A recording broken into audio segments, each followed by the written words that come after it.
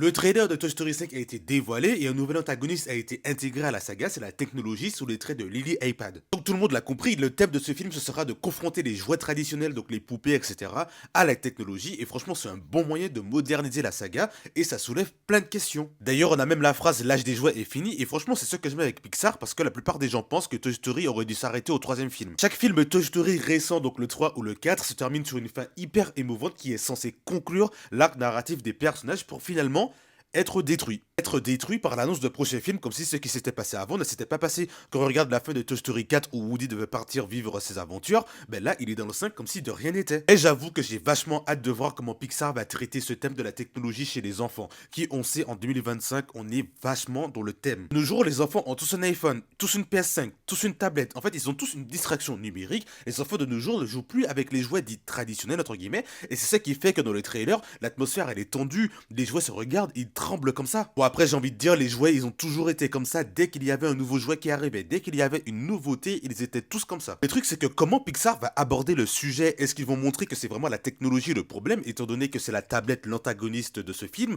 ou est-ce qu'ils vont montrer que c'est l'incapacité des parents à en limiter l'accès. En fait il y a tellement d'angles sous lesquels aborder ce thème là que vraiment j'ai hâte de voir comment ils vont faire. Parce qu'ils peuvent aussi aborder le thème sur le fait que les écrans ça accapare les loisirs, t'es sur un écran au lieu de lire, t'es sur un écran au lieu de sortir, enfin bref il y a tellement de façons d'aborder le thème. Le design de la tablette qui on sait est l'antagoniste du film est très mignonne, c'est très mignon, c'est très gentil tout ça, mais j'ai peur que ça fasse une redite avec Lotso qui pour moi est le meilleur antagoniste de toute Toy Story confondu. Le fait qu'il soit tout gentil, tout mignon, etc. Mais en fait c'est justement cette mignonnerie entre guillemets qui le rend encore plus creepy. Bref en tout cas j'ai hâte de voir ce Toy Story 5, n'hésitez pas à me dire ce que vous en pensez en commentaire, mais surtout abonnez-vous.